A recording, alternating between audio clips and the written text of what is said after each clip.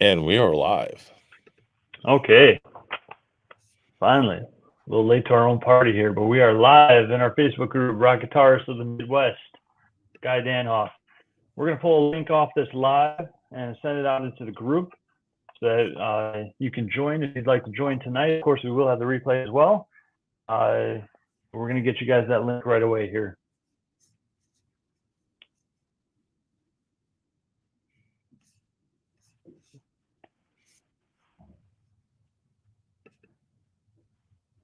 Yeah, it's there. We're live. Were you able? You're able to find that? Yep. We're Yeah, live it's in the in group the right now. yeah. Yep. Okay, perfect. Awesome. So Guy Danhoff just posted the link in our group, Rock Guitarist of the Midwest, just to remind you of the title. And this will be the interview live with Guy Danhoff. And the link is in there. So if you want to join us live, just click on that link inside the group, and it should pull you into it live. Testing it myself right now on my phone. And okay, coming by. And it is live. It's live. It'll show you. It'll take you to a YouTube live post, just so you're aware. If you click on that link and go live, it's going to redirect you to YouTube, and then you will be live right here with Guy and myself.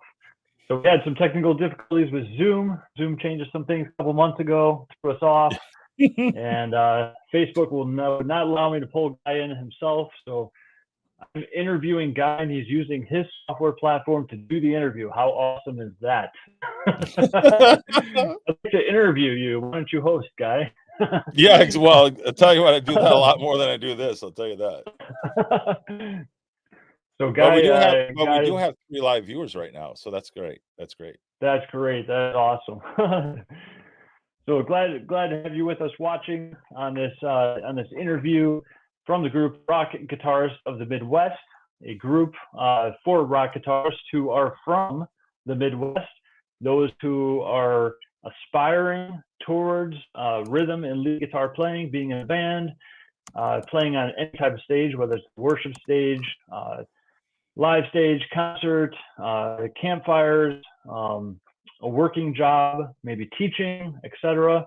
And also, this group is for those who are already accomplished, who have been playing for years and who are playing live in their groups. They have their own group, or they play solo live, concerts, shows, etc., or they are teachers or professionals in the music industry. So, rock guitarists of the Midwest, join us, brand new group online inside of Facebook, and it is free to join and make a lot of great connections within that group. So we are just getting started with that growth. Group launched just a couple weeks ago, and we are now running interviews with those who are accomplished within the industry. And tonight, we have Guy Danhoff on with us here. And I'm just going to change one thing here real quick for myself. Cool. So Guy Danhoff is has quite the experience inside and outside of music. He's very accomplished, and I just want to take a couple minutes, Guy, if you could, to describe a little bit, not the music side of your life, but the side that's non-musical, and give us a little bit of a brief cap of where you at, what you do, and so forth, and then lead us into that music side Okay. and share a little bit about your music. Okay. All right. Yeah, that sounds great. So I'll just go with this. Taking this straight from actually my bio that's out on obviously on social media, but I'm actually a doctor. So I'm Dr. Guy Danhoff, and my doctorate is a doctorate in business administration, as I'm a nationally recognized author, speaker, podcaster, on-air talent, and a digital media consultant. So a lot of the work I do in the music industry is actually through what I do through digital media and social media. So I get to work with bands. I also get to work at all kinds of venues, and also in the sports arena. I have contracts with the NBA as well as the NFL, including the NFL Combine. And so basically, yeah, and I just dropped a brand new book. It just aired last week, and that book is You're an called author too. Disruptive Digital and Social Media Marketing, and it's the definitive guide to addressing the barriers and issues many organizations face when implementing disruptive, innovative strategies, tactics, and best practices. So basically, this is actually my third book in 6 years. And this one is really going after new topics. Like, for example, if you're a musician right now and you want to learn how to monetize your own YouTube channel or your own TikTok channel, I have chapter 6. I would tell everyone how you do that, as well as strategies in chapter 4 on how you can create compelling and attention grabbing content. So I live in this space more from a media side, but because I do, it's offered me, I'll transition out of the music, John. It's given me a really unique opportunity where I'm considered like a brand ambassador or an influencer.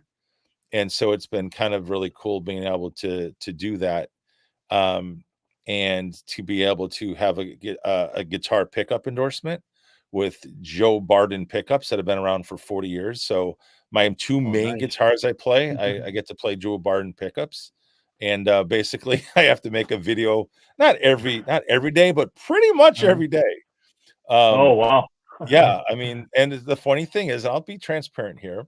So we just Mhm. got done with the summer, and where I get a lot of my content is unlike you, John, where you're the accomplished guitar instructor for like everyone because you've had so many students. You got some great students, obviously. Mhm. For me, I might just show a couple of those kind of clips because I'm not an instructor by Mhm. trade, but I play at all kinds of open mics all over. Okay. And I'm based here in St. Mhm. Louis, but I grew up in Chicago and I played professionally in Chicago. So Oh, nice. yeah, so it's kind of nice. But this past summer, I've played pretty much at 3 open jams every week. Okay. So Every Tuesday night, week? yeah, every week. Not anymore now that school starts, but Yep. now I go to 2 open mics on a Tuesday night. So this is my normal night where I'd be out jamming. Okay. Yeah, Oh, so okay. yeah, so this is my jam night, but that's how I get Oh, look content. at I get that. content. I bring my tripod. I film Okay. it. I've been doing this long enough. I've got decent mics for my iPhone, and Oh, that's it works great. out pretty well. So that's how I create content, is just playing songs with local area musicians, and especially the house bands around here are pretty good. And I'm sure, John, you've been to Yeah. them. A lot of house bands are really good, right? Right, right. So that's kind of what I do today. But I did play the Chicago blues scene. I've had the opportunity to headline twice at Buddy Guy Legends. I played Beale Street Blues Cafe back in the day. So yeah, Wow, I've that's done the blues fantastic. scene. Now I'm kind of Mhm. a hybrid. I call myself a blues rocker, and that's Okay. kind of what I do today. I cross between, really on the rock side, Van Halen. I get that, comparison a lot, but Yep. on the blues side, more of the blues rocker, like a Gary Moore type, Okay. just the Yeah, big he was one loud. of my favorite blues players. Yeah, yeah. So that's kind of what I do today. But a lot of what I do today is through social media, is through being a brand ambassador, and also working with clients and helping them monetize their media so they can get paid on their own content. Right. Okay. Awesome. Fantastic. So, guys, we have a real pro in the house with us, and quite accomplished, as I indicated previously. So that's pretty exciting for our first interview within the group here. And we're gonna go ahead and transition and Yep. kind of get right into the meat of our interview from here. And we're gonna go through some questions to give Guy a chance to talk to us about what he's accomplished a little more in depth musically, and also hopefully to give us some tidbits on how you can improve your guitar playing skills and Yep. music, or maybe have some insights playing live. And that we also have somebody in the house who actually performs live on stages. And a lot of us have alternate daytime careers as well, and we do music the nights and weekends, and music really breathes well in the nights and the weekend. And so we just want you to know that if you are an aspiring guitar player, you can do this. And that's one of the purposes of these interviews, Yeah. just to show you that these are working musicians in that field, and you can make side money, you can make full-time money, you can go out and just make connections and build a community of musicians around you and have a lot of fun in life. So, Guy, let's get into it a little bit. And So why music? What inspired you musically?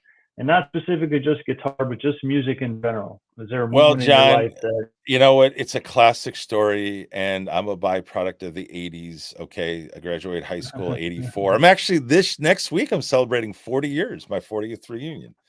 So I Oh know wow. it's hard to believe, right? 40, I know I look a lot younger. I get it. But anyways, I got hooked on music with my buddies that we played sports together, and we got the very first Van Halen record, and he was playing it on Oh his nice, yeah. Pioneer stereo system, the old Pioneers, right? He cranked Yeah, it up, yeah. and we went crazy on that Van Halen 1 record, and that was the beginning. That was like, geez, I would like to do that. And a couple of years later is when I started taking guitar lessons, and my very first song I ever learned, which I still play to this day, is "Smoke on the Water" by Deep Purple. Wow. Yeah. And then, of course, the rest of it, just trying to learn as much as I can from players like Eddie Van Halen. Of course, all the 80s shredders, take your pick. Come Right, on, you right. got Randy Rhoads, you've got George Lynch, another guy, big Yeah. influence. So a lot of the They're 80s finishing shredders. their last round of George Lynch. They're finishing their last round of Yeah. Lynch Mob Well, live yeah, yeah, concert. yeah. I saw him just last year right here in St. Louis. Got a chance to meet him as Oh, well. very cool. So yeah, I mean, so for me, it was really getting into the 80s rock scene when I was doing it. I was Mhm. fortunate enough that by the time I was a junior in high school, I got to play in a band. And then my whole senior, I got to play in a band. It was actually part of a youth ministry, but we played every 2 weeks, like 3 to 4 songs. Okay. And Yeah. so like you talk a lot on your program all the time about, hey, take advantage of these opportunities to play. So I got to play as a Absolutely. senior every 2 weeks throughout the entire school year. And then the cool thing is at the end, we had a battle of the bands. And in the Okay. battle Yeah. of the bands, I love sharing this story because this was at Libertyville High School in Libertyville, Illinois, where I'm from. I'm actually from Right. Montana, but went to Libertyville. Nice. And we played in the battle of bands against Tom Morello before he was in Rage Oh Against wow. the Machine. So Tommy, I knew him as a senior in high school. We're battling, Wow. and Look at fortunately, you go. I'm not going to tell you who won because I don't want him to come on your show and like want to pick a fight with me. But it was just a lot of fun. Of course, who knew That's that awesome. Tommy's gonna go on to be Tommy, right? Because Right. Right. last year I was in the Rock and Roll Hall of Fame and I saw Tommy's display. So want to give obviously big thumbs up Wow. to Tommy, of course. There you go. Yeah. So but That's that's awesome. where it began for me. And it just had been in my Mhm. blood the whole time. And but then once I'll share this, John, Mhm. as we know, the music scene always evolves. And once the 90s hit, 80s shred basically was dead. And I had to reinvent myself, and Yeah. took me a That few was a years tough to do time. so. And that's when I transitioned to blues. And how I Okay. really learned blues was playing at open mics. Again, I'm from Chicago, and I'm playing Yeah. downtown at Buddy Guy Legends. And the reason why I make such a big deal about it, John, is that when you're playing at Buddy Guy Legends, one of the top blues venues in all of the United States, people come from New York, they come from LA, they come from Nashville. Every Wow. single night on the open mic nights, you're playing with people all over the freaking US. And Oh, that's that's incredible. how I learned and got really good Mhm. really fast. And then Mhm. I got a chance to headline there a couple of times. I got to play at Beale Street. I mean, so I did Wow. that for basically 2.5 years, had a guitar endorsement even with Zion Mhm. Guitars, which if you guys, go to my TikTok, you'll see me playing that. Yeah. Just recently, I picked up a Charvel Relic just so I could play that for all the Okay. shred stuff that I'm getting, that I'm back into now. So that's my Right. 2 main Right. guitars, but the Charvel, it's the fastest Mhm. neck I've ever played. And I know you're gonna ask Wow. me some of those questions, but I'm telling you right now, Yeah. your guitar matters. Your guitar matters. Your guitar It does. tone matters. Your pickups matter. Your string, it all freaking matters. And for me, I found 2 guitars that they're similar in Mhm. some ways because they both have Floyd Roses, so I can shred on both. Oh, yeah. But they each, like, one does pick tapping a little better, one does, you know, finger tapping a little bit Right. better. One I can play faster on simply because the neck. So your guitar matters, but you want to play something that again It feels does. so comfortable to you. And you talk about this all the time is what's that Mhm. tone you're looking for? And for me, Right. Right. I love the big, 80s stadium arena tone, like what Eddie used to play, George Lynch plays, those kind of things. Yeah. Yeah, they really invented all those incredible tones that we hear nowadays and really launched that whole deal.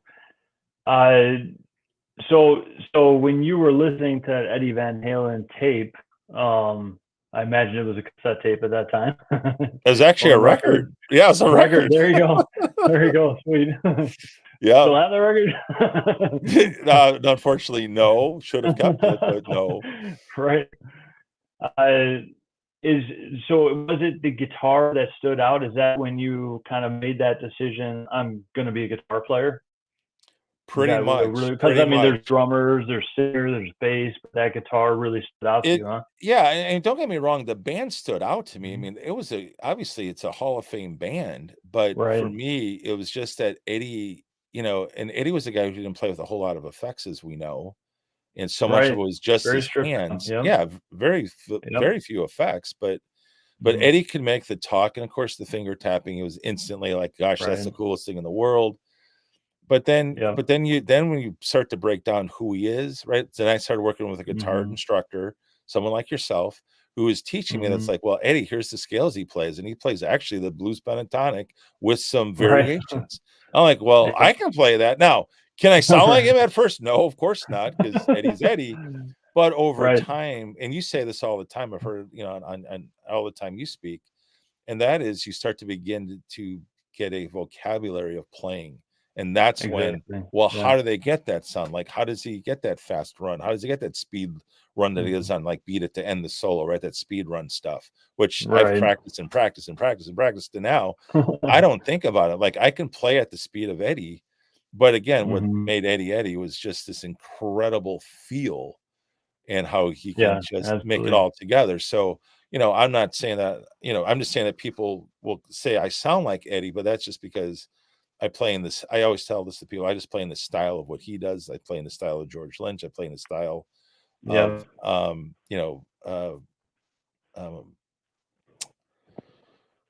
someone like Joe Basamasa, or, Mhm. that kind of thing. So it's really like you, Fantastic player as well. yeah, like you teach. It's about trying to get the Mhm. guitar vocabulary of somebody, or like a Steve Stevens for me as well, with like the Right. big harmonics, that kind of stuff.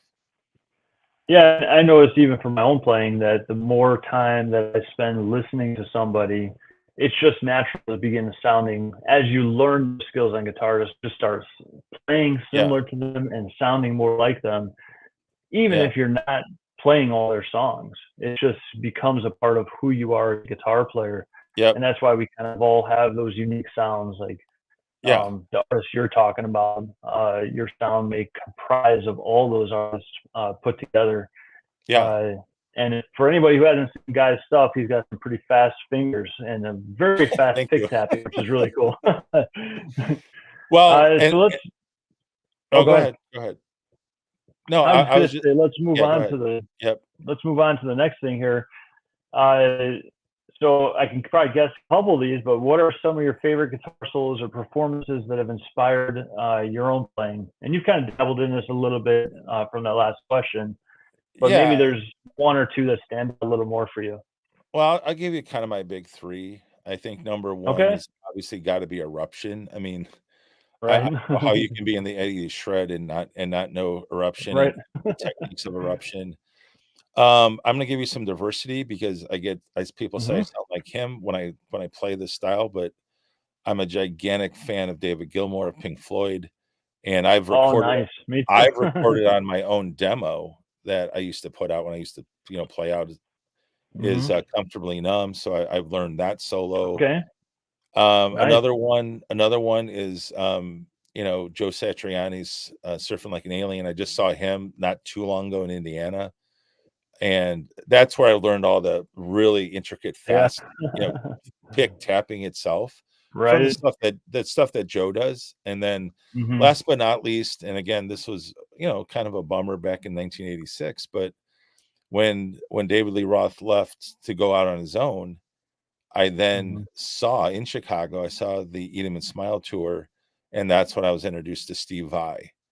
And I'm thinking, Oh, dude, wow. if you Caught can that, replace, huh? yeah, if you can replace frickin' Eddie Van Halen Right. and you can play all of it, and then you got your own stuff, Yeah. that is when I became a Steve Vai fan. And then at the age of Yeah. 27, for me, the big mountain for me was, could I ever play a signature song, For the Love of God? And I've played it live 3 Yeah. times.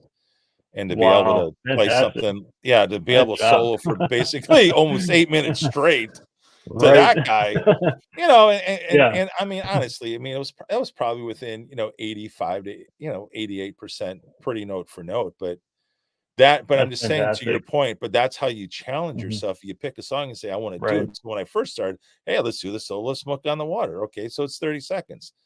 And then as Mhm. you progress, one day you're like, okay, guy, what do you want to do next? Like, well, I love Steve Vai's For the Love of God. That took me 3 months to learn. But when I played it live the very first time, and it was in front of a Mhm. thousand people, a place called Shark City, and so Wow. many people come up to me afterwards. That was like the biggest, that was like a big defining moment for me. Like, dude, you just freaking played For the Love of God and did a fairly decent job at it. Yep. That's fantastic. That had to feel really good. Yeah, obviously. So let's see. If you're thinking about that, if we're kind of piggybacking now that you've learned a few of these songs and had a debut playing them, Yep. artists such as David Gilmour and Steve Vai, how do they impact your artistry in creating your own personal leads? I think what it did is it, like you said earlier, you become a byproduct of the people you listen to, you know, like the techniques or the certain sounds, the Mhm. signature sounds that they make. And sometimes they'll say, okay, I want to go for, say, a Steve Vai vibe. Like on my TikTok channel, you know, it's at Guy Danhoff, but on my TikTok channel, you'll hear me say, I'm playing in the style of Steve Vai, I'm playing the style of Joe Satriani, I'm playing the style of David Gilmour. And how it's changed me, it's like, well, I'm still writing my own song, but I might play with some of those signature things that they do, you know, like, or Mhm. even like Joe Satriani, there's a thing that I've seen him do with the whammy bar, and he pumps the whammy bar, and you know what I'm saying? So like it just keeps adding on to what I can do. And so, Mhm. but again, people will say, well, you can hear the influences of these people, but yet I'm Right. still playing like me Absolutely. though, Right. which is the best part. Although obviously I'm Mhm. borrowing some of their stuff, but at the same time Right. I'm also trying to make it my own. I think that's one of the biggest goals for us as guitar players. I'll say this. I think that's one of your goals here is let everyone know that, hey, you know, you can become the guitar player you want to become. Absolutely. Yeah, and when you're playing along, even when I play, one of my biggest influences is Joe Satriani, and Yeah, there people you say go. all the time, "Oh, I hear a little Satriani, or I Yeah, hear Vai in some of yeah, those licks you're doing," you know? yeah, yeah. That's always a great feeling, and it's an honor to know that people can hear some of that Hmm. heritage, because it really is like a history It for is. us, and Yep. we want to honor those who have gone before us. And although maybe we didn't take lessons live with them, they're still a coach, they're still a mentor to us Correct. and Yeah. our playing and our style, and inspired us to keep going and so forth. Maybe got us through some hard times, difficult times, good times. You know, their music was always there with us. Yep. So that's super awesome. How how would you? So I think this next question. I was going to skip it, but I'm gonna take this question anyway here, because I think there's a difficult piece for a lot of people. I hear a lot of students, a lot of uh, so the guitarists that are kind of stuck, if you will. Where I actually was stuck for a long time myself. Way back, kind of, I would consider myself dabbling in the intermediate stages, Hmm. trying to play like my favorite artist, but I was just stuck. I didn't know what to do. I had some teachers who were kind of maxed their teaching ability, and they couldn't get me outside the boxes that I was in. Um, so how do you keep your playing fresh and innovative when you play the same songs over and over? And how do you balance that kind of technical proficiency with emotional expression? You know, how do you keep it all fresh uh, every time you play? Because you might play Smoke on the Water and do some reads maybe a couple times a month. Do you get bored of that? What do you do to keep it fresh? Well, okay. So I'm going to say this. I'm going to let everyone know. Okay, here's a little disclaimer. Because I had such a busy summer writing my book, and Mhm. also I defended my dissertation, so I was really stressed out. So for me, music was my outlet. Like you said, it got me through Oh, this. It nice. did. And so I Yep. poured myself into it. But what was interesting, John, is I didn't have enough time to learn new songs. So a lot Okay. of times I literally am playing, TNT. I'm playing um what you just said with Smoke on the Water, Smoke or on the Water, right? yeah, or I'm playing Breaking the Law by Judas Priest. Right. So I'm playing these songs over and over, particularly like Smoke on the Water, right? It's got a very distinct Mhm. guitar solo. Yeah, I can play it note for note. But to your Right. point, after a while it gets boring. So then I started to say, well, and you're gonna love this. Then I said, well, how would Eddie Van Halen play it? And Oh, so there you so then go. I'd say, all right, let's how would Yeah. Eddie play it? Then I would say, well, Yep. how would Steve Stevens play it?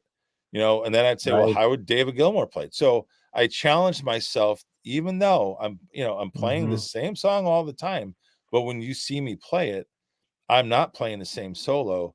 And then there was one time I just said, okay, what if I can just like morph Eddie Van Halen with George Lynch and Randy Rhoads into one solo?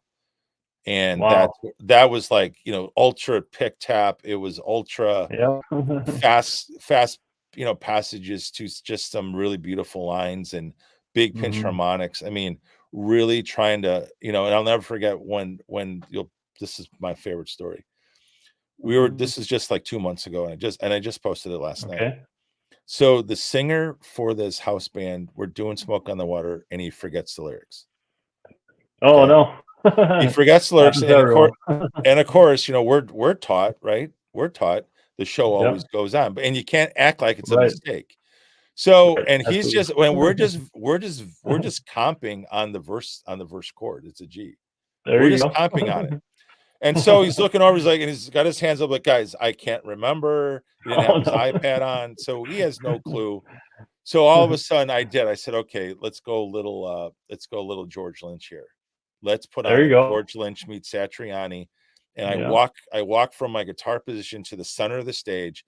I'm looking at him and I am just flat out shredding.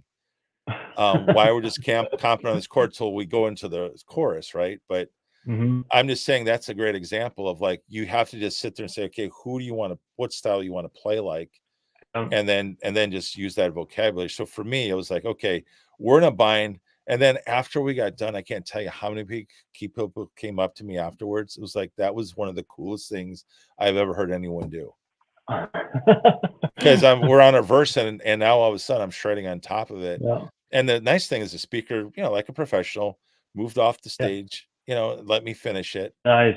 But Very smart. people Yeah. but people thought it was all part of the act. But it was Right. one That's gigantic great. extended solo. But my point Yeah. is to what you teach, John, is it's always Mhm. having enough vocabulary to keep it fresh. You know what I'm Yep. saying? So like you gotta make sure, like, well, if I'm gonna do some finger tap or some pick tap, you gotta Yep. know where you want to do it, how, as you're building it with the band. I mean, there's dynamics with the band you also have to consider. So Right. yeah, so anyways, that's how I keep it fresh. I can play Smoke on the Water literally once a week, and yet you're never gonna get the Mhm. same version twice.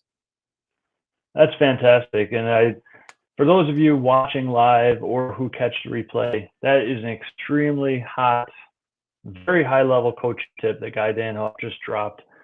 To take a song that you may learned the exact style, the Yeah. exact solo, note for note. Once you've mastered that, take that same solo, now that you have that skill set in there, and say, how would this other guitar player that I admire, that inspires me, how would they play this guitar solo? Yeah. Very high level. Awesome, awesome drop for the audience. Something really to think about that can really change up your guitar solos and start to add some of your own flair in there. Hmm. It can change things up, keep it fresh, keep it interesting. Excellent. So how would you say that you stay motivated to practice the dreaded word that stumps everyone? I don't even know how you fit it in your schedule. It's tough as we get older and we have careers, jobs, families, children. There's so many things to juggle. What keeps you motivated to practice when you can and improve your skills even after years of playing? John, that's probably, as I saw some of the questions, like that's a great Mhm. question. I'm just going to say this, that the motivation is knowing that well, first of all, because I'm a brand ambassador for a pickup company, and I am expected to Mhm. make content. And I Mhm. do know that I've got to evolve what I do with my content. Like, okay, what maybe worked last month or 2 months ago, 3 months ago, I've got to figure out how to even get better. and to make things Right. more interesting. And sometimes it may not be so much I'm playing anything more intricate, but it's just with more Mhm. soul, emotion. I mean, Right. and so what keeps me motivated is the fact in my case, I have to put out content every day. Also, I'm playing live and I'm playing with, like I said, a lot of times with house bands that are outstanding house bands. And I just want to be Mhm. able to, do my part to sound, as pro as I possibly can. So for me, how I've learned the most though, and this doesn't sound really crazy, it's not like I sit here in my room or my office where I'm sitting there practicing. Yeah, I'll practice probably a half hour a day on the days I'm going to play, and I'll practice Mhm. my skills and I'll practice my speed stuff, sure. Right. But for the most part, because of my schedule the way it is, it's just more of like, okay, I'm going to come in and feel the vibe, and sometimes I don't know who's going to sing a song, and There you go. and I'll match myself around whoever's singing it, what I'm saying? So it's like Mhm. I feel what's nice about jams is that you don't have to play them like they're actually written. You can do your own thing.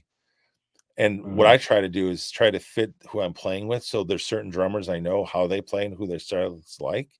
And so when I get a guy that can play like Alex Van Halen, yeah, Mhm. we're gonna do my song called Shredder Right. Blues. It's 12-bar blues, but we're gonna open up shredded. I think I posted the video here on your page, where we're gonna Mhm. open up like sound like the beginning of Hot for Teacher, but he Right. because he can play it perfect, right? He plays it perfect. I'm like, Yeah. okay, well, I just gotta, so that's what Yep. motivates me though. It's also, here's the other thing. What also makes you a better guitar player is listening to people in the band where they're gonna give you Yeah. certain spaces where you can really highlight what you do if you can play into the pocket of what a band's giving you as well. So it's not just that you just Absolutely. practice, practice, practice, practice. It's how well Right. can you sound with the guys you play with. And Mhm. so I like, for example, if I know people are more bluesy oriented, then I'm going to play more bluesy. If I know people are more Mhm. shreddy, I'm going to play more shreddy, even if it's the same song. So I'm Right. I'm so I'm playing to the other guys I'm playing with, whatever their strengths are. Yeah, it comes down to knowing your audience, and knowing your Mhm. audience isn't about just who's in the crowd, but it's Right. also about who's in the band, which is Yep. exactly what Guy is telling us as well. Yeah. Know your audience, know the other Mhm. musicians, know a little bit about them, know their styles. How can you compliment them? How can you highlight them? How can you make them sound even better along with what you're doing as well? Yeah. So that's Exactly. excellent. That's very good. Also, there was another thing I was going to bring up. Probably shouldn't say this because I don't have the reference, but there was a study that I just heard. It was a study on piano players, Okay. and they did the study where they brought piano players in, and they were testing the brain waves that were happening as they were playing piano, and they were playing these real intricate classical pieces, Beethoven, Mozart, etc. And they were analyzing the brain waves, and then they brought in the next group. Only the next group did not have a piano. They simply closed their eyes and imagined playing the exact same piece. 80% the same activity results as if they were actually playing the Yeah. piano, Yeah. which just blew my mind.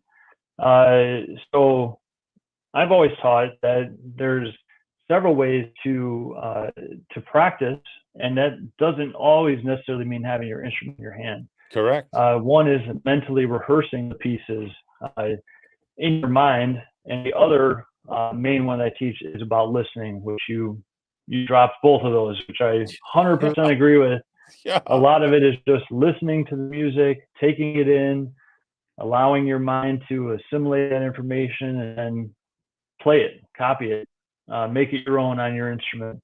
And then the other is just mentally rehearsing, and maybe you're listening to the song by your favorite artist, and you're just envisioning yourself playing it as you listen to it, Mhm. and you can actually increase your skills on the instrument just by doing that alone. Of course, you still got to practice your instrument. We still got to have the hands on. That's important too. But these are other components. Again, real top level, high level stuff here. Uh, Yeah, let me that's comment to awesome. that. Let me comment to that because you said something I actually did today. So Hmm. I've been trying now ever since we got back to school. I take about a 15-minute walk on our track. We have a track. Okay, I'm in a sports building, Hmm. so I get to walk around the track. So obviously I didn't have my instrument, But what I did have Right. is this Saturday, I'm playing Thunderstruck Oh, at there you our go. football field. Okay, so the team's Okay. gonna run out to Thunderstruck. I'm playing with our Yeah. pep band, and so I put the song onto my head, but I'm going through the, I don't know if you can see my hand. I'm going through the hand motions. I hmm got my, I'm listening to the song, I'm walking the track, but I'm going through the hand motions of the timing of all of it, feeling that rhythm, feeling that pocket. Excellent. So to your point, John, it's a great point you brought up. So for me, I mean, I practiced that song 3 times just to hear the accents, just to hear the transitions, just to really That's get that perfect. composition into my head. So now when I have my instrument, I mean, I'm that much more Yeah. synced to the song. So that's a great point you brought up. Yeah. That's to me, that's a high level guitar It coaching is. point right there. It is.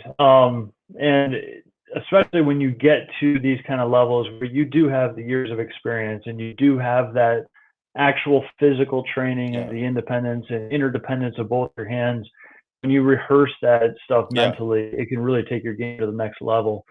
That's awesome, and it's a difficult thing what you're doing too, because it doesn't matter if your audience likes rap, country, pop, folk, metal, hardcore, whatever. Everybody knows Thunderstruck, Right. and everyone Right. knows the parts and how it goes. I mean, that's a Yeah. high thing to take on. You gotta really have some skills to be able to do that. So that's awesome. You'll have to let us know how that turns out for you. I'll do you a favor. I'll post the video by Sunday There you this go. week. Let everyone So we see can how look it comes forward out. look Yeah. forward to that video. And remember, he mentally practiced that Yeah. on a track while getting exercise as well. So Yeah. there's no excuses, people. You can get exercise and practice guitar at the same That's what time. I'm doing. No, it's exactly what I did because I wanted to learn the composition. You know. Awesome. So one of the questions was, do you have any practice secrets? We have nailed that. We have gone way top level for everyone on that. So I'm going to move on to the next question here. Can you share any tips for aspiring guitar players? So one of the things this group is about is people who are coming in and essentially want to be able to play like some of us who have achieved close or near to the people that have gone before us and what our dreams were when we were younger and for starting out. So is there any tips or anything that you can share, maybe just one or two for the guitar players looking to take their skills to the next level? Yeah, I have a few. Great question, by the way, John. And Awesome. I think first and foremost, you want to kind of predetermine who you want to, who do you want to sound like, right?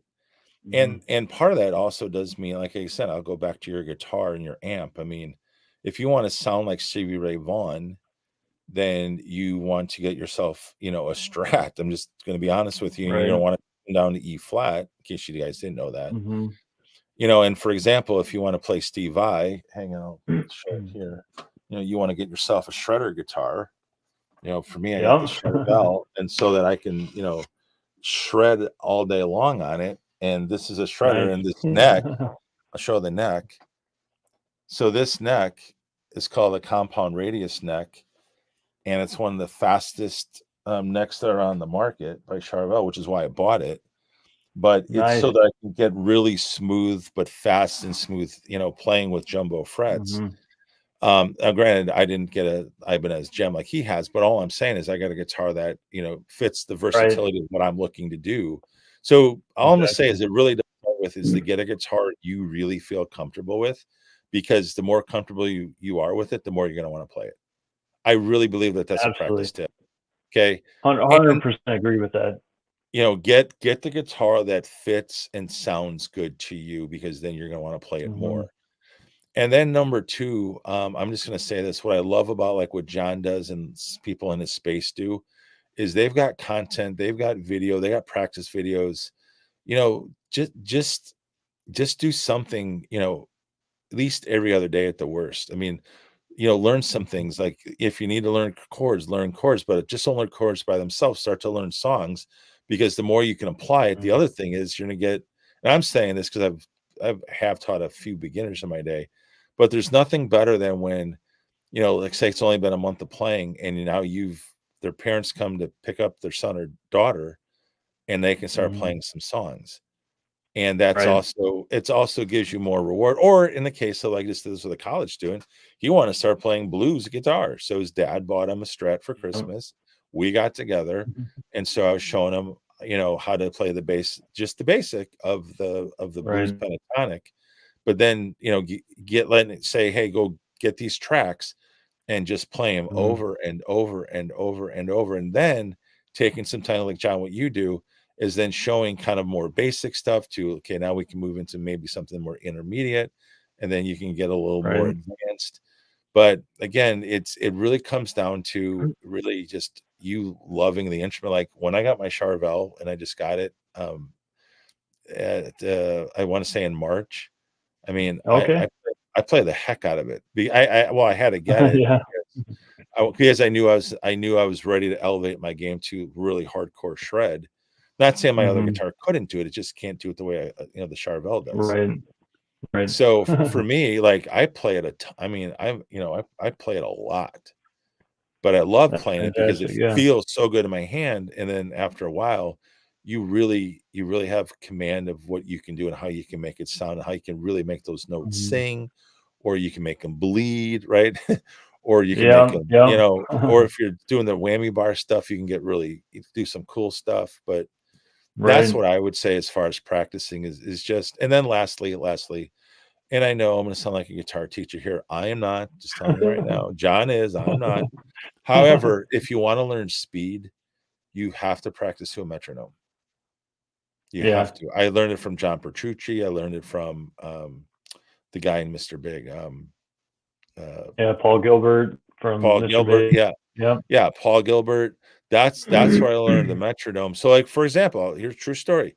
So I started playing earlier tonight, Thunderstruck. After again, I practiced it in Mhm. my head, and I know the tempo is at 135. So I've got a metronome at 135 so that I can play that opening riff in that pocket of 135.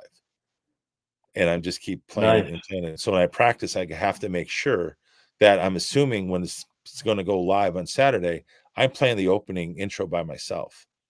And I want to have that Wow. internal, I want to have that internal clock of 135 because it's not going to be like a normal Yeah. band. You're playing with Right. a pep band. This is not a normal band. Total And different gig. yeah, and so I gotta have that Yeah. one, like I'm locking in that tempo. I've got to be right at that 135. Yeah. And I'm just saying that's how I practice is I can't speak enough to it.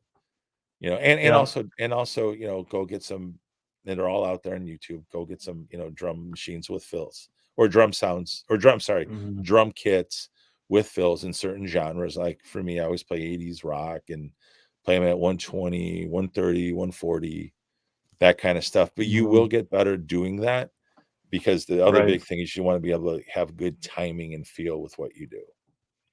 Absolutely. And it's really easy again, all about no excuses. It's simple. You don't even need to go buy a metronome. You literally pull up Google on your phone, your desktop, your laptop, type in metronome, and you got a free metronome right there. No longer costs Yep. you 25, $40 to do it, which is very reasonable anyway when you think about the results. Totally Yep. agree with what Guy said. And also think about this. I know I've been playing 35 years. I imagine Guy, you sounds like you've been playing 35 plus 40, years. 43. 43. There you go. We're gonna start dialing those numbers back. Yeah, exactly. Yeah. But you can see here we're still talking about metronomes after all these Hmm. years. Yeah. And I was a fighter. I didn't want to do it in the beginning, but it is crucial. Guy just Hmm. said after 43 years, he's Yeah. got his metronome Still clicking in his office after all the experience he has, the kinds of venues he's played and everything. He is still faithfully using that metronome. Mhm. That's absolutely amazing, Guy. Kudos to you. That's awesome for aspiring guitar players. You got to use that metronome. It's Yep. what keeps you dialed in and makes you better. That's super awesome. So you might want to touch on this a little bit because you're actually a rep for the company. I know you alluded to it a little bit earlier, but can you discuss just a couple minutes on your experience with the different guitar setups and how they've influenced your personal playing style, which might lean a little bit more into your sponsors and so forth. I can't think of the right word at the moment, but go ahead and share with us. Yeah, I would say I'm just bring this guitar up just so you guys can see it, give you a visual. Okay, Mm-hmm. so one of the things you want to pay attention to is string height, and see if I can get it a little bit. Yeah, There we we can see go. it pretty good there. Yeah. Yeah, so you want to, the very first thing is you want to get a certain string height. Like I used to play action as low as I could.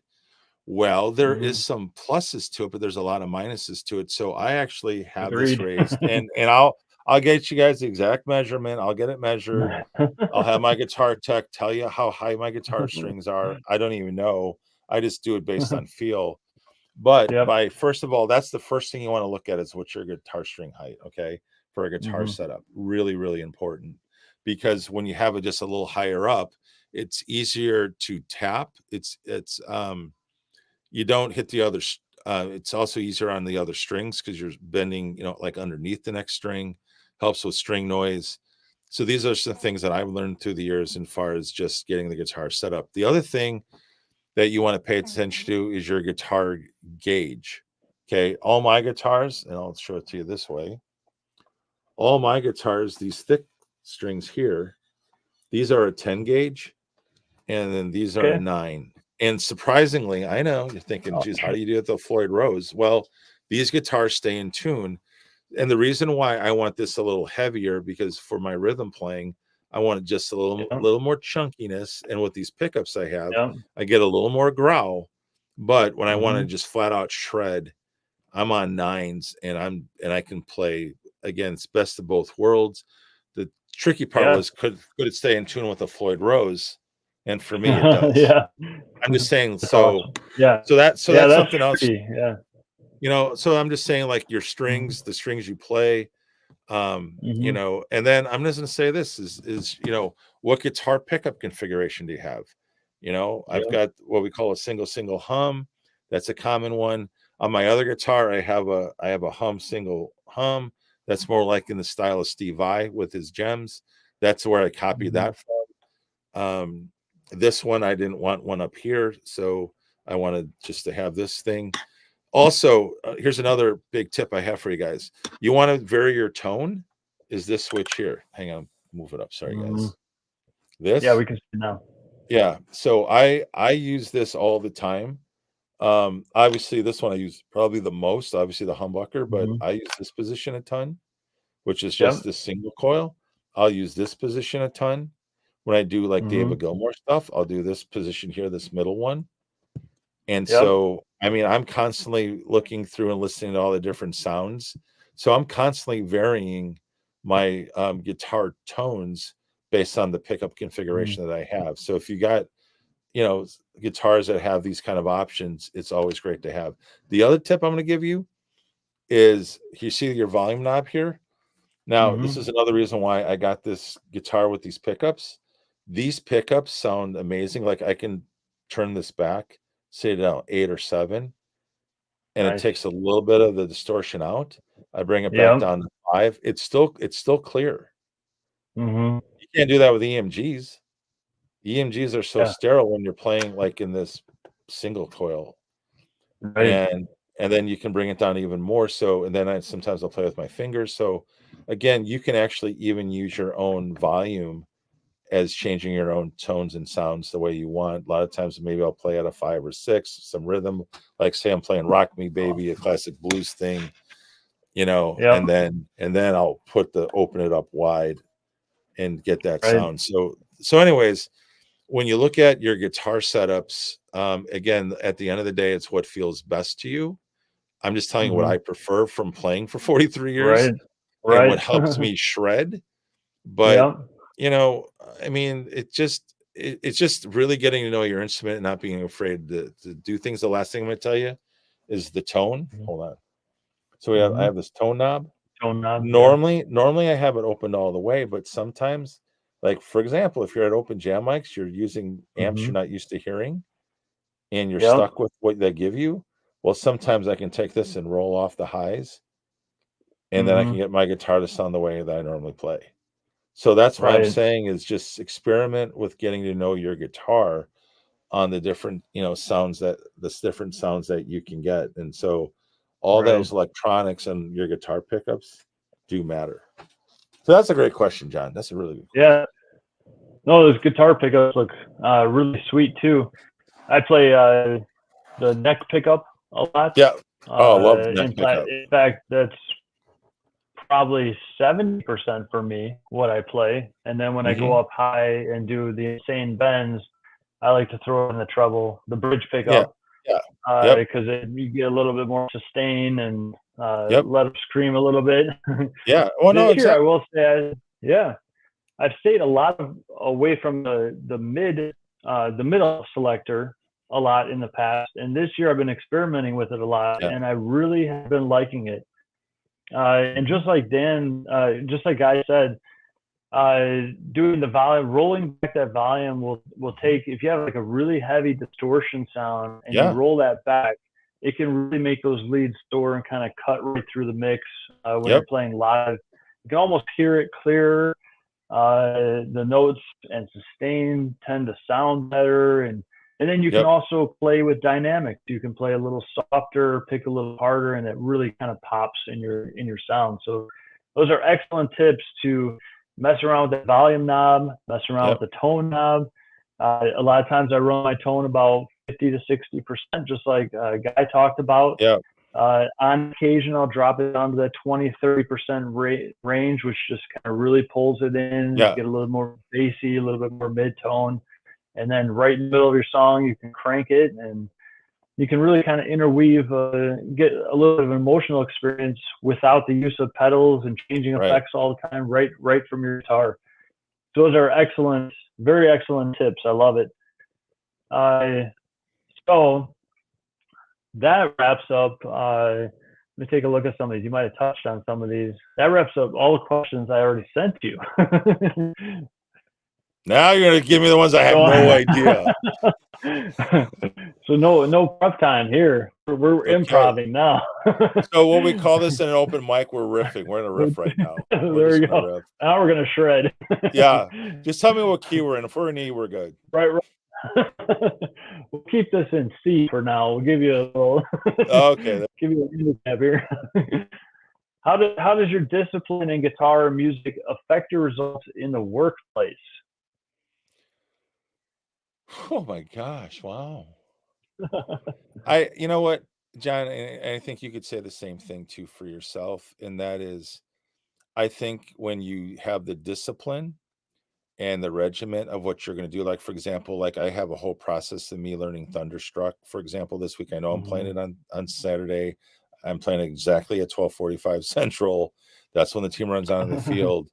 I know I have a practice tomorrow night with the pep band. And so it helps me because I have to plan, what parts do I need? Like the first thing is obviously just learning the song and playing the part. But then I'll start to work on, okay, I got to lock the tempo in. And now, as I do tomorrow, I'm practicing just the feel of it. So it feels as smooth as it can be. And so I feel like I'm trying to play as close to the record as possible, although I am doing one thing slightly different. And this is again maybe a teaching point. I don't know, but I happen to be, just because I'm more fluid with it. I'm very fluid with finger tapping, so I'm actually finger tapping the entire sequence. I'm not picking a single note. Oh wow! And Wow, on the you're recording, doing a spin on it. yeah, and on the record, he's obviously fast picking it. Not that I Right. can't fast pick it. It just to my ear, it just sounds cooler and smoother from having it that way, and I just know that I play more comfortable that way, and I know that I can nail the part better. And I've seen videos on YouTube for both. I mean, I've seen it, where they teach it one way, or you can tap it all out. And so for me, it's like I'm just sticking to my strength, that it's easier for me to finger tap all that in time than with the pick, so that I don't have two things to worry about. I only have my one hand to worry about versus syncing up my hand and Right. my left hand and my right hand. Again, it's a personal choice, but I did see a video Right. where they said you could do that. I was like, well, I'd rather do that. So, Right. anyways, you know, but I think, John, what you were saying though is it's the discipline that takes me into what I do, whether I'm teaching or writing a book or something. it's just, approaching it kind of the same way. It's like, if I want to get better, or if I want to make sure the fans or the audience has a great experience, then sometimes, don't laugh at me, I learned this from Steve Vai, had VIP tickets this past year, so I got a chance to ask him the There you question in person. Wow. And I asked, no, I That did. was, that was I close. asked, hey, I asked Vi this question, and it was an interesting Wow. answer. And I said, so Steve, we know you're a proficient player. Obviously, you're a musicians, Mhm. has been said. And he's just smiled and said, yeah. And I said, but here's what I want to know. When do you practice the cool factor? And he smiles. Oh, sweet question. I go, dude, when do you It's practice the cool seriously factor? important. Because Yeah. look, it's one thing you're in the studio, no one's watching, there's no cameras, you're just playing the part Yeah. because it's being recorded. But dude, you are so amazing to watch live. How do you do Absolutely. the cool factor? And he just Yep. starts smiling. He says, well, guy, I'm going to tell you. And he actually called me professor. He goes, okay, professor, here's what I'm going to tell you. He goes, I'm in the show business. And in the show business, we are in a very visual arena, Mhm. especially being a lead guitarist. It's very visual. Mhm. And I said, so you're totally cool with sometimes just practicing the way something looks? He looks at me, he goes, of course. And why I say that, John, is because Yeah. sometimes if you don't ever look at yourself in the mirror, it's like, okay, well, I could play it this way, I could play it that way. But if I want to make it more interesting for the audience, where I can give the illusion maybe I'm doing more than I am, because I'm seeing feedback or how I'm doing something, or sometimes I videotape myself. Like, for example, I know, like, Mhm. when I do the pick tapping thing, like I'll hold it sometimes backwards and I'll Oh, scrape okay. against this, but it's all a Yeah. visual thing. To show, Or my yes. favorite recently is I'll Mhm. show you. Hold on, guys. You guys didn't know this. Here we go. Free tip, no money. So let's say I'm pick tapping. Okay, now I don't have this plugged in an Mhm. amp, but if I'm pick Uh-huh. tapping, say right here, right here. Okay, so I'm pick tapping. Now watch this. I can still get notes on the pickups. But visually, now I've gone from this, Mm. where normally you would end. Yeah. Now I've extended the whole length of the guitar, come back with a pick scrape, and then a big,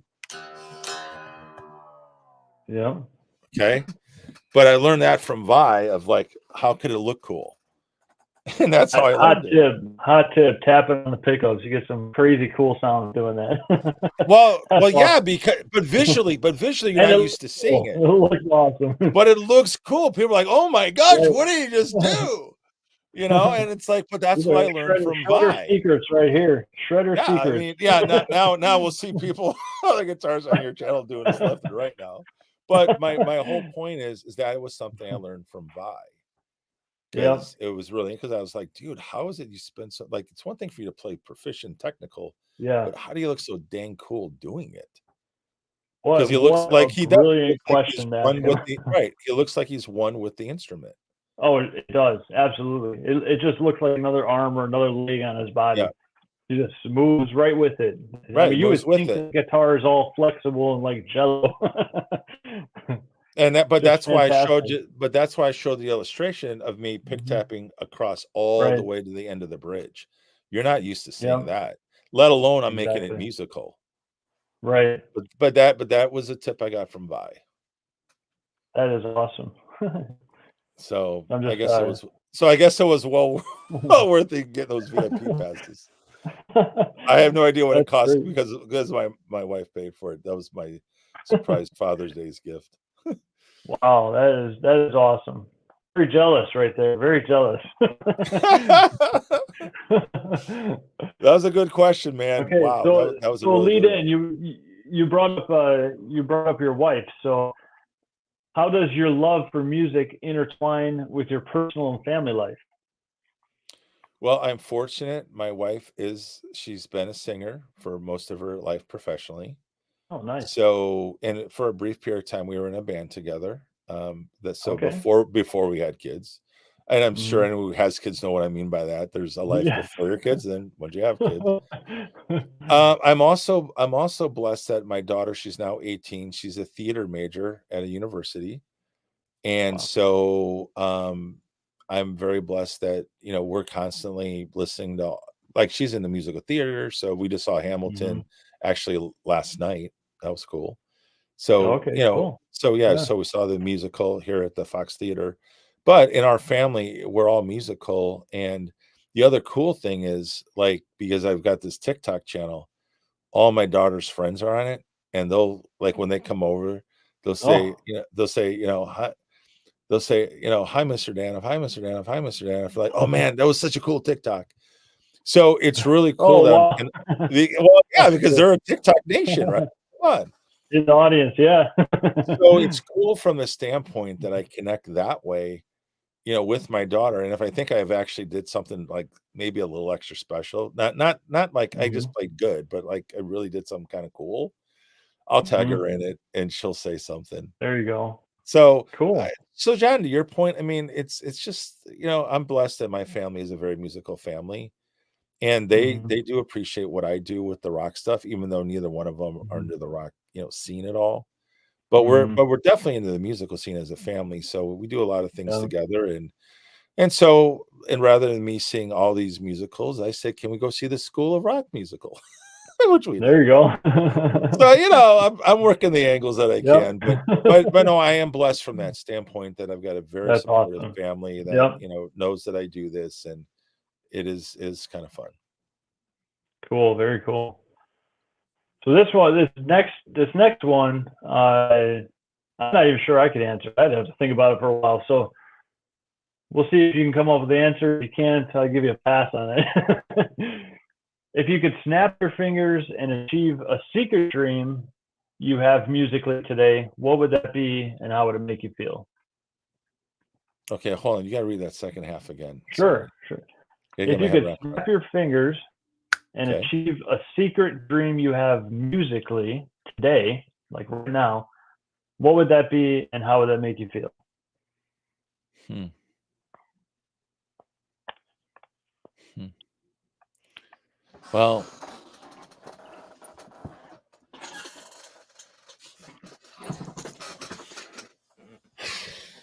I'm gonna say this. I've actually had a few of those moments this summer. Mhm. So I'm not gonna say what I think I would want next.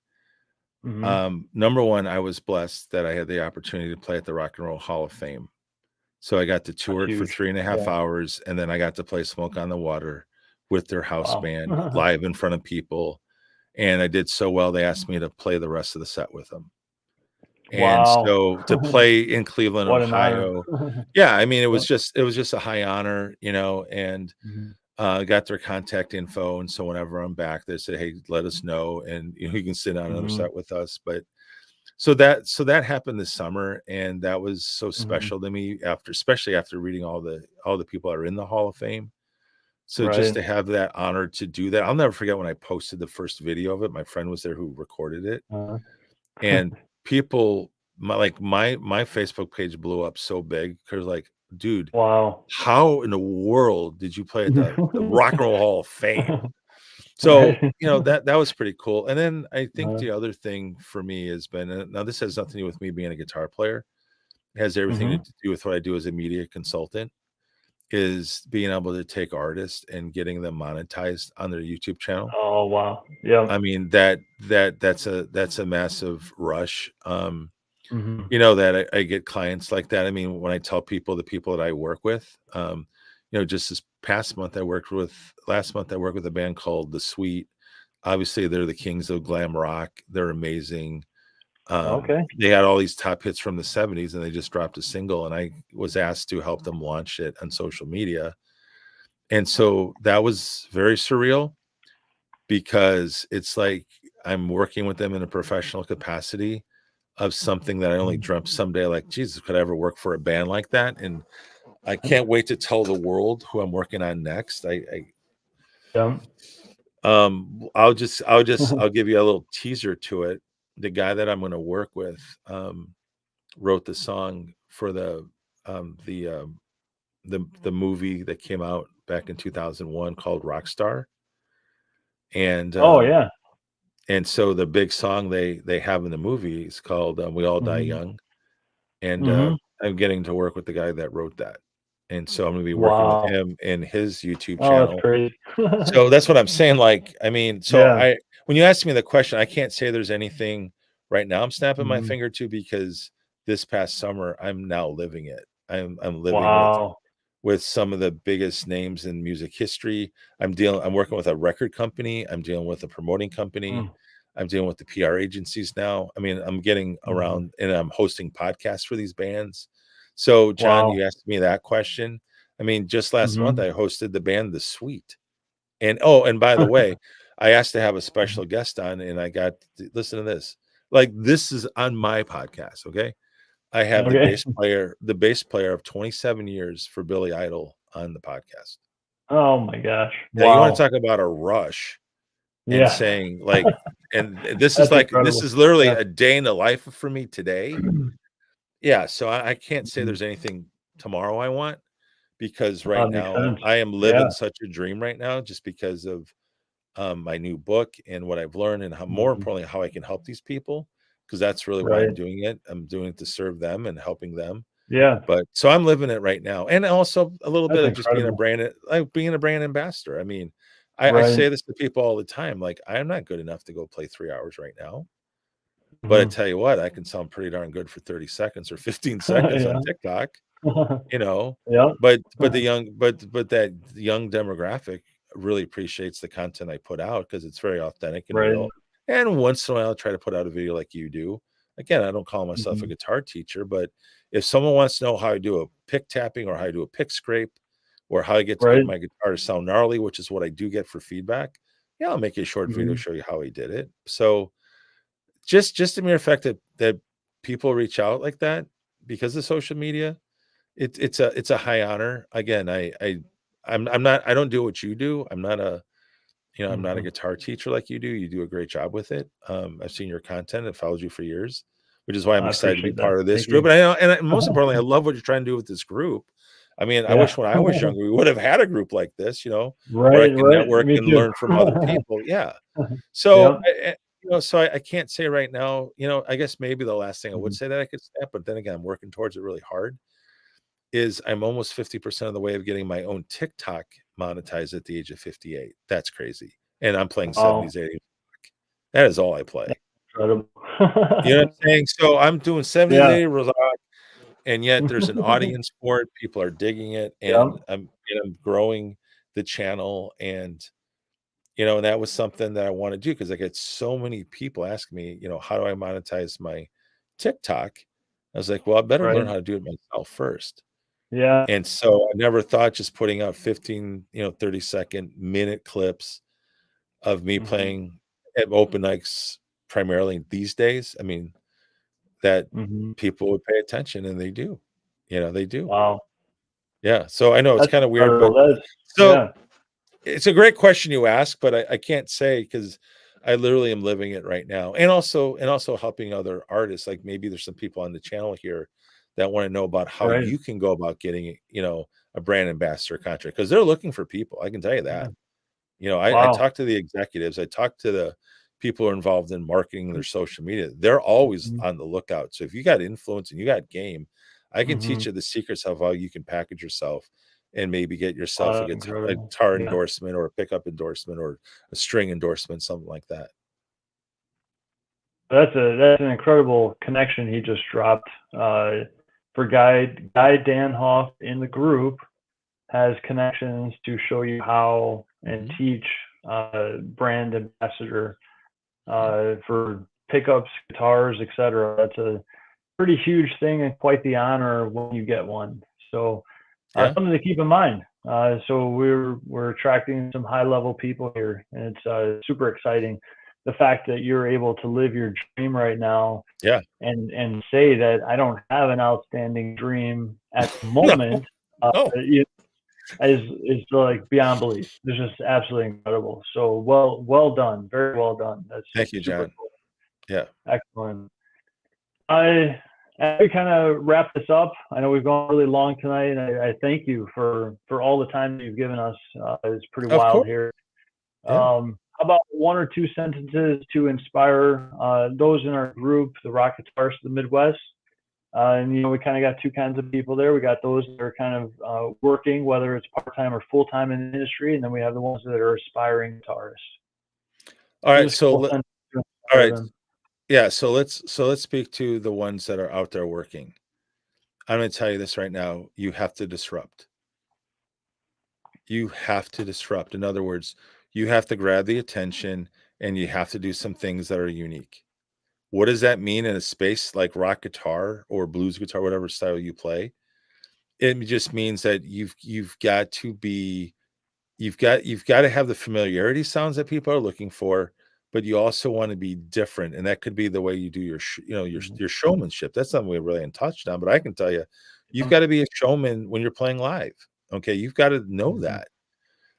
And the other thing I'm going to tell you right now, and I'm just saying this because this is what's opened up maybe more doors than anything, is I'm very much looking for networking opportunities, and I Mhm. can't believe how these things have. I'm not going to say they fell in my lap. They really didn't, but I can say sometimes I've been at the right place at the right time. Right. And again, I listen to what people have to say. And like I said, Mhm. do I think it's crazy that, I got a guitar endorsement back in 2005? Yeah, I do. I wasn't on a major record label, but yet Mhm. I got a guitar endorsement for 3 years. I was featured on a website for three That's years. incredible. Now I do pickups. And Yeah. I do pickups not because I'm gonna be honest, it's not because I'm some great player, but because I've Mhm. got real influence on social media. And if you understand that game, you understand that views can Mhm. equal money or monetization. Right. You know what I'm saying? And you're getting people the Yeah. brand awareness that they're looking for, like with me. I'm just proof that there's so many different ways that you can go about making money or having a career in this business. Mhm. And so that's what I'd have to say for you guys that are in the trenches is and don't be afraid. Don't be afraid. Don't start thinking that you got to be good enough. I've never thought that. I just know when Mhm. someone asked me about the opportunities, I told them what I think I could do. And lo and There you behold, go. they were able to say yes. But then again, I got a business background, I got a marketing background. Okay. So I'm a little different than most people here. Yeah. But I did not rely on just my playing alone. I Mhm. relied on some intangibles and also just being a really good guy. I mean that, and just being a Yeah. nice guy, being a trustworthy guy. And again, Mhm. that's how doors can open. So I'm just going to say that to you guys that are out there in the trenches, keep it up. Because that's where really the working class is in terms of music today. Now, if you're a newbie, okay, if you're a newbie, again, just find players that you really like, you're into, try to learn their style, try to learn their songs. I'll be honest with you, there's nothing more cool than when I can see like this just happened. I saw the true story. Listen to this. I saw a 14-year-old girl at an open mic about 2 months ago. I'll even say Oh, her name wow. on the air. Her name is Aislinn. Okay. Her name's Aislinn. Oh, nice. And she proceeded to play and sing Crazy Train by Ozzy. Okay. Oh, And wow. she's playing the solo pretty Yeah. much note for note. Okay. Pretty That's much pretty note for wild. note. And she's part of the Uh, school of rock here in our town, but yeah. she's 14 and she really has it in her blood. And, Mhm. she just stayed after it and learning and learning. She took guitar lessons, all of that. She still does today. Mhm. But one of the things that, she did was her and I got a chance to talk. I got a chance to talk to her parents. And I said, well, I want to help her out. And so you want to talk Mhm. about a cool story. Listen, she's just 14. Listen to the story. Mhm. I told her that there's a contest coming out because I do work with the band The Sweet, and they wrote Mhm. the song The Ballroom Blitz, which has over 50 million views on YouTube. And I said, if you're looking to do a song at the open mic, do the Ballroom Blitz. I'll film you and I'll Oh, put it wow. in, I'll put it into a sweet ad. This Wow. happened 3 weeks ago. I filmed her. She's 14. John, she's 14. Mhm. I filmed her 23 seconds of her playing live that night is now in a sweet ad for the new merch for the new website. Oh my gosh. So Wow. the band That's starts, crazy. right? Then all of a sudden Yeah. it cuts bam right to her. And she's Yeah. 14. So what I'm saying to you guys Yeah. that are, whether you're, what you guys are trying to do, is again, I'm gonna give you this last phrase because it's really important. Mhm. Okay, here it is. It used to be who you know. It used to be in music, who Mhm. do you know? Right? Open doors. Today, Mhm. because of social media, I'm gonna spin it for you. And I Okay. said this to Aislinn and her parents. I said, it's no longer who do you know, it's who knows you. Oh, wow. Who knows you? What I mean is, like, hey guys, listen up. I'm gonna give John a plug here. You have a wonderful opportunity to make some videos, whether it's 10 seconds or a minute, or if you're going to try to be crazy like me, think you can play For the Love of God for 8 minutes. Fine, put it on this channel. Oh, we'll listen to it. And if you do Satch, John's going to listen to it for sure. So yeah, so all I'm just going to say is again, use this platform. Let us give you some feedback. Let us give you some pointers. I mean, Mhm. we are here to serve you and build a community. This is what this is about. I'm just here to help. That's why I'm part of the group. John invited me, Yeah. and I know his track record, and he's got a great track record, and I've learned some things from him. So I'm just saying, put it out there. Appreciate that. Just put it out there, Mhm. because again, the more that you can build a community and network, because this is a place where maybe Mhm. you get some connection, or like John said earlier, on his live show the other day, about you may be in a situation where a guitarist can't make a gig, but maybe you're in that city, and then you're networking, and then maybe you get a shot at that gig because you're networking with Mhm. people here. So that's really what I would say to the beginners: is don't give up. I know there's Mhm. going to be ups and downs with it, but if you got something you're proud of, just play it. I don't care. Whatever Mhm. song it is that moves you, post the video here. Let us celebrate, your victory. And of course, I'm sure there's players here that make John and I look like beginners as far as I'm concerned, because I Right. know there's some freaks out there, but Incredible people out there. yeah, there's incredible people out there. Trust me, I'm out there Mhm. and I see them, every time I go Yep. to play live Yep. somewhere. But again, just take advantage of what John's created here with this group, because it's Mhm. different than most groups. There's a lot of purpose behind this, and like I Mhm. said, you just don't know where things could end up leading for you. But I'm glad I'm part of this group. And John, thank you for having me on tonight. Oh, absolutely. I super appreciate your time, Guy. You're an exceptional person, doing exactly what this group is about, living music, being an example, being a role model. You say you're not a teacher, yet you just spent an Yeah, hour dropping all kinds of massive nuggets and teaching and coaching for all of us. Absolutely incredible. And just to kind of recap on his final thought there, that it's no longer who do you know, it's who knows you. And he dropped that story about the 14-year-old. right. Well, Guy knew her and elevated her Mhm. into something that's just unheard of at that age. Yeah, And so there's a living example right there that's no longer just about who do you know. That's important too, but it's also mhm, about who knows you and what they can do for you, which also goes back to being prepared in your skill level and right, making sure you're practicing, making sure you're improving your skills, making sure you're going out there and doing performance opportunities, even if it's getting together with bands or doing open night mics and so forth, or just post. Social media is a stage now. You right. can make social media your stage like I do, and perform a little concert in your house for people, and Yep. people will be drawn to you, and it will become about who knows you, and they can. Uh, for example, I wasn't even looking for an opportunity, and someone I just connected with on Facebook saw one of my posts, uh, Yep. and they off, immediately offered me a position in their band. That's It's all Right. about also who knows you. So Right. that's That's the point. awesome Yeah. nugget. I've never actually thought that or put that into words, so that's really incredible. Uh, so the very final thing is I do want people to be able to contact you in case they're interested in studying some of that brand stuff, or maybe they have 300 to 500 followers and they need some digital media help, and you can help them with that, get them out into these social media spaces. So I do want to be able to get your contact info out to everyone, Yeah. I'll business do it right now. contact info. I'm gonna put it on here for you. Hang on. Cool, awesome. Yep. Here you go. So if people want to And that'd reach be out to me, right there. yeah, cool, GuyDanhoff at awesome. gmail.com. It can't get any easier. Just send me an email. Tell me what, whatever you want to talk about. And like I said, I'm here for you guys. And I just want to clear one thing up, John. When I say I'm not a teacher, I am actually a teacher. I'm a college professor.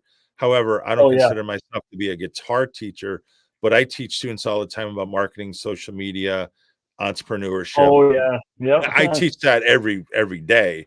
I'm just Oh, saying that I completely don't understood. feel, yeah, I don't feel like Yep. I'm a guitar instructor per se, Right. just because I'm not in Yeah. that state of mind where that's what I want to do. Not saying I wasn't once, but I'm just, Yeah. that's what I meant. So no, I teach for a living, but Yeah. just No. that With part. the nuggets you dropped, I think you could add Coach Guy or Coach Yes. Danhoff to your list for guitar instruction as well. So nice job. Pretty awesome. Just add it to your extensive resume. Also, I think you should drop your TikTok link maybe, and Yeah, one other, it's, yeah, Instagram or something, just so yeah. people can see what you're doing on social media, which would be pretty All right, cool. I'll put that up next. I gotta just see what it says. Oh yeah, okay. So here's TikTok. Um, here we And while go. he's posting that, guys, remember he's also just launched a new book. So if you are a working musician, you can check out Guy's book as well, Disruptive Digital and Social Media Marketing by Guy Danhoff. New release, and he said he had a couple other books as well. So if you want to get into that whole marketing thing for your band, I'm sure there's some awesome tips in there as well. All right, and I'll get you the last one. Okay, here it is, and then I'll give you guys my IG.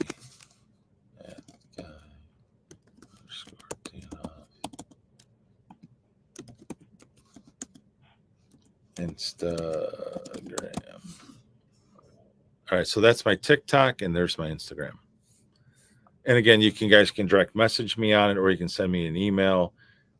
Just again, any of it. And if there's anything you want to know about any of the videos I make, just let me know. Again, there's so many different ways you can get a hold of me.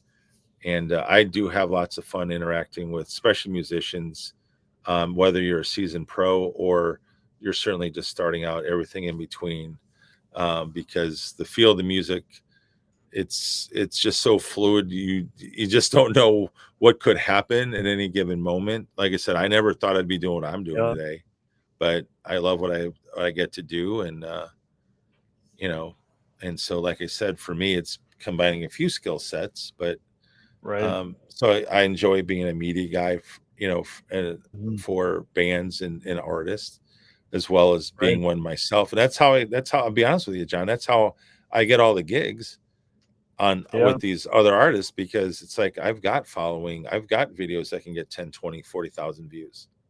My that's last my last incredible. video, Yeah. my last video, hold on, I'll pull it up. My last video on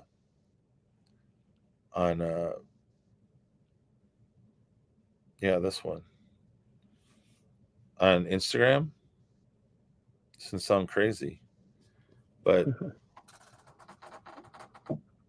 42,000 views.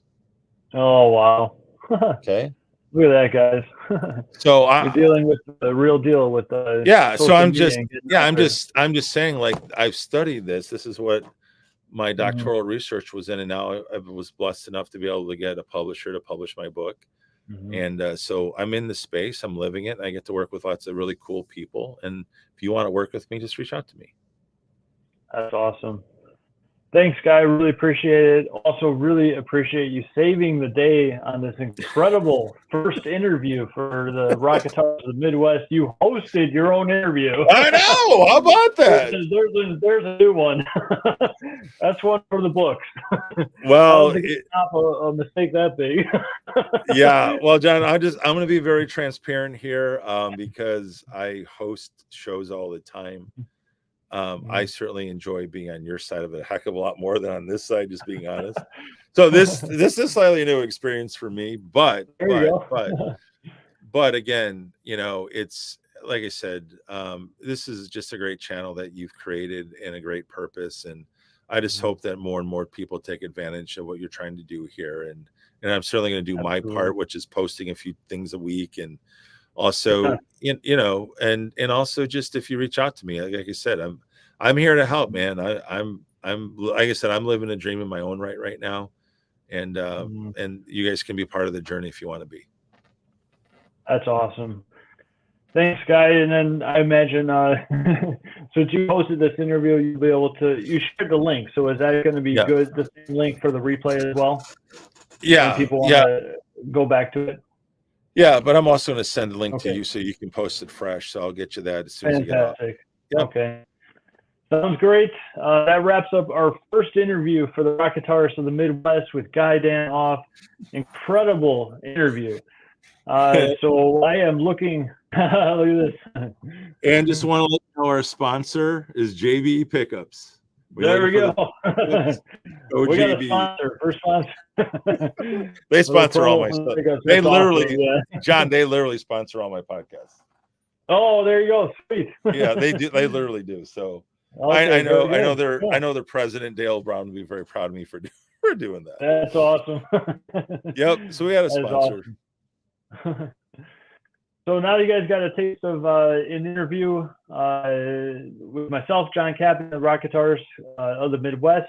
I am looking for the next person that wants to step up, get a little promo, talk about yourself, get a little social media exposure, share your knowledge, share your tips. When we share our knowledge, when we share our tips, we grow musically as well. Yeah. And so this is John Kapity, rock guitarist in the Midwest with Guy Danhoff. We're signing off for tonight. We really appreciate you guys. Thank you, Guy. Appreciate you, man.